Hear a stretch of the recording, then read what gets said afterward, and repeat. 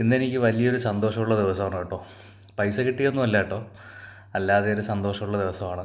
നിങ്ങളായിട്ട് എനിക്ക് സന്തോഷം ഉണ്ടാക്കി തന്നതാണ്. അത് നിങ്ങളിലേക്ക് കൂടി എത്തിക്കണമെന്ന് തോന്നി, അതിനാലാണ് ഈ വീഡിയോ ചെയ്യുന്നത്.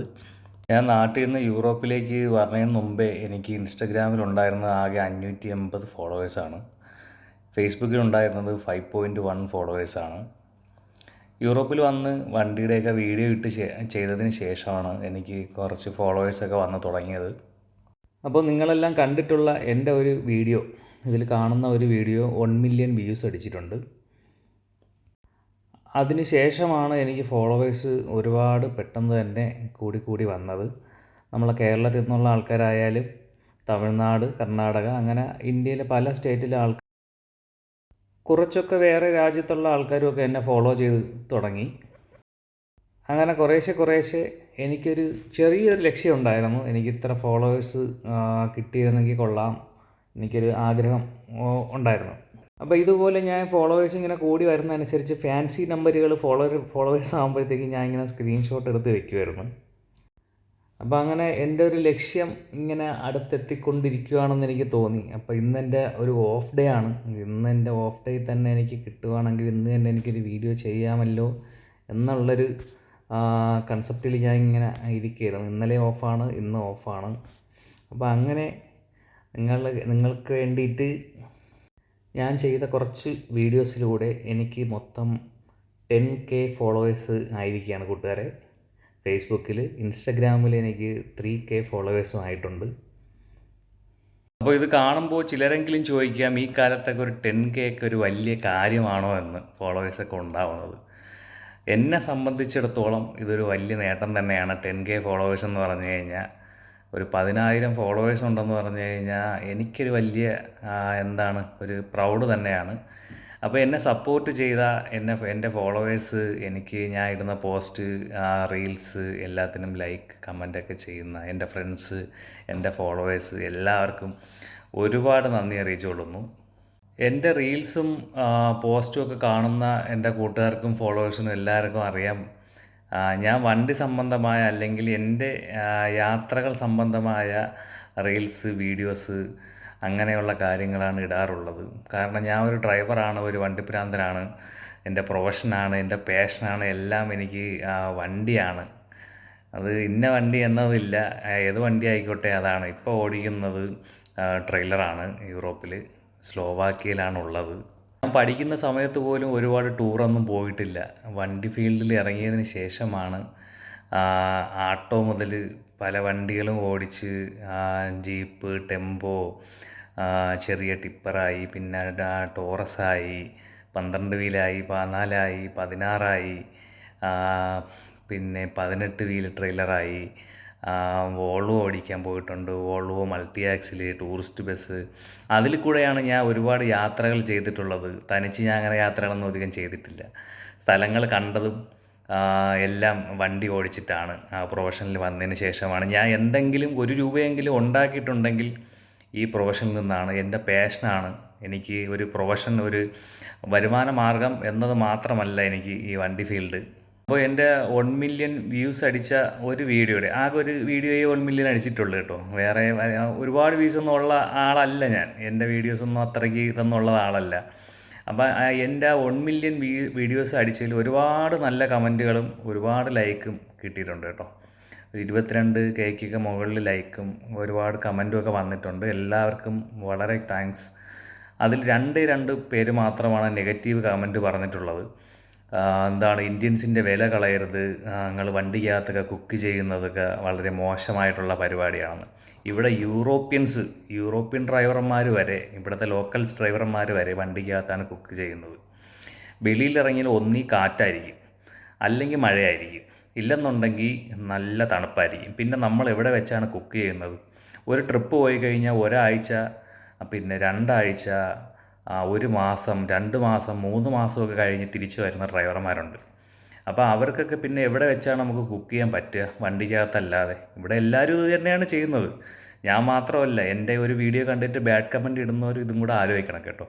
ഒരാൾ വന്നിട്ട് പറഞ്ഞതാണ് പുള്ളിക്ക് ഡ്രൈവിംഗ് ഫീൽഡ് ഭയങ്കര ഇഷ്ടമായിരുന്നു, പുള്ളിക്ക് ഇവിടെ വന്നിട്ട് മെഡിക്കൽ ഫെയിലായപ്പോഴത്തേക്ക് പുള്ളി നഴ്സ് ജോലി ഉണ്ടായിരുന്നത് കൊണ്ട് ടെസ്റ്റ് എഴുതി നഴ്സ് ആയി. അതുകൊണ്ട് പിന്നെ പുള്ളി വണ്ടിക്കകത്ത് വെച്ച് ഇങ്ങനെ കാണിക്കുന്നതൊക്കെ വളരെ മോശമായ പരിപാടിയാണെന്നൊക്കെ പറഞ്ഞ് പുള്ളിക്ക് ഡ്രൈവർ ഫീൽഡിൽ വരാൻ പറ്റാത്തതിൻ്റെ ചിലപ്പോൾ കുണ്ടക്കറുമായിരിക്കും പുള്ളിയെ കമൻ്റ് ഇടാനുണ്ടായ കാരണം കേട്ടോ.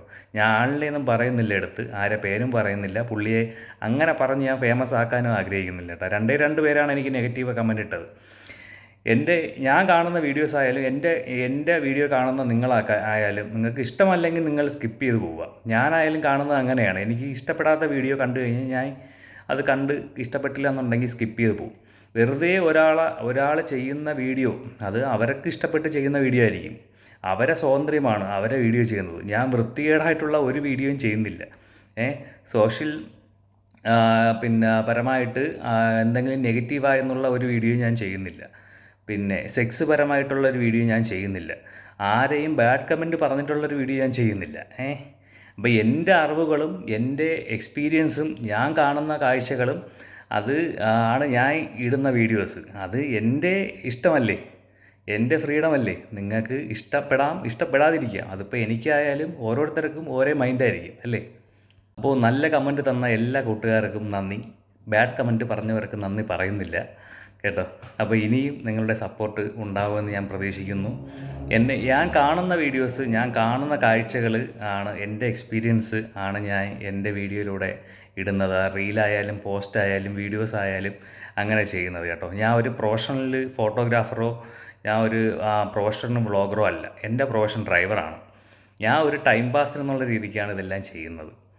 യൂറോപ്പിലെ ഡ്രൈവർമാർ അനുഭവിക്കുന്നത് നല്ല കാര്യങ്ങളും ചീത്ത കാര്യങ്ങളും ഒക്കെ ഉണ്ട് കേട്ടോ. എല്ലാവരും കാണുന്നതെല്ലാം, വീഡിയോസിലൂടെ കാണുന്നതെല്ലാം പോസിറ്റീവ് കാര്യങ്ങൾ മാത്രമേ കാണുന്നുള്ളൂ.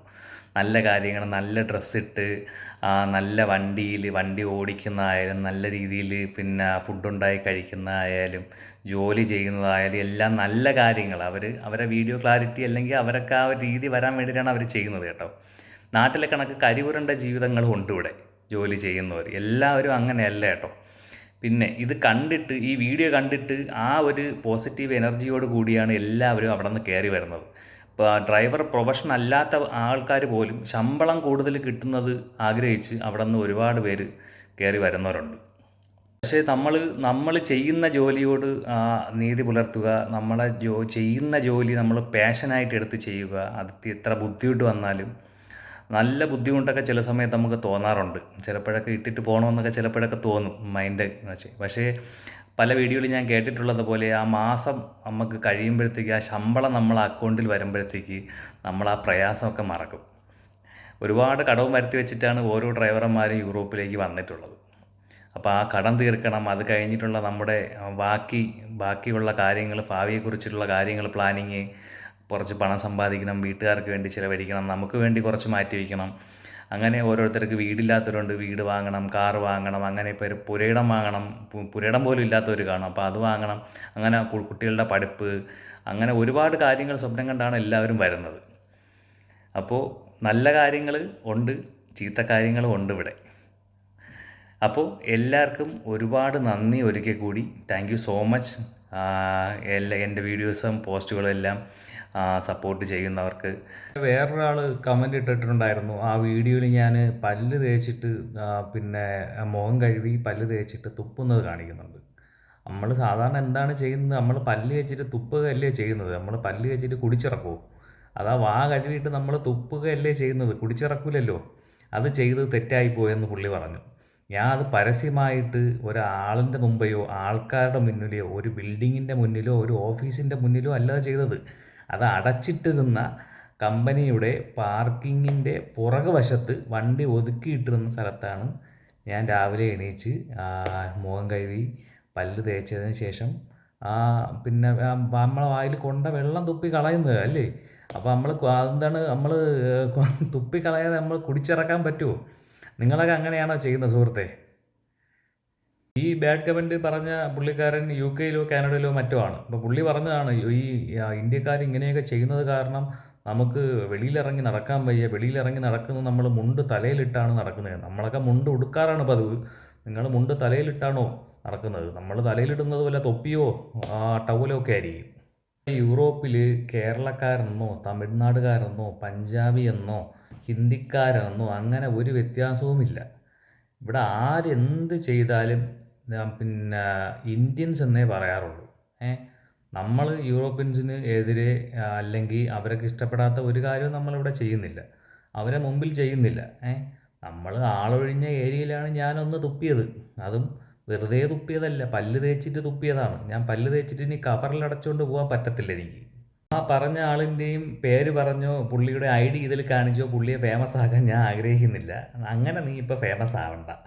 അപ്പോൾ ഒരിക്കൽ കൂടി എൻ്റെ കൂട്ടുകാർക്കും എൻ്റെ ഫോളോവേഴ്സിനും എല്ലാവർക്കും താങ്ക് യു സോ മച്ച്.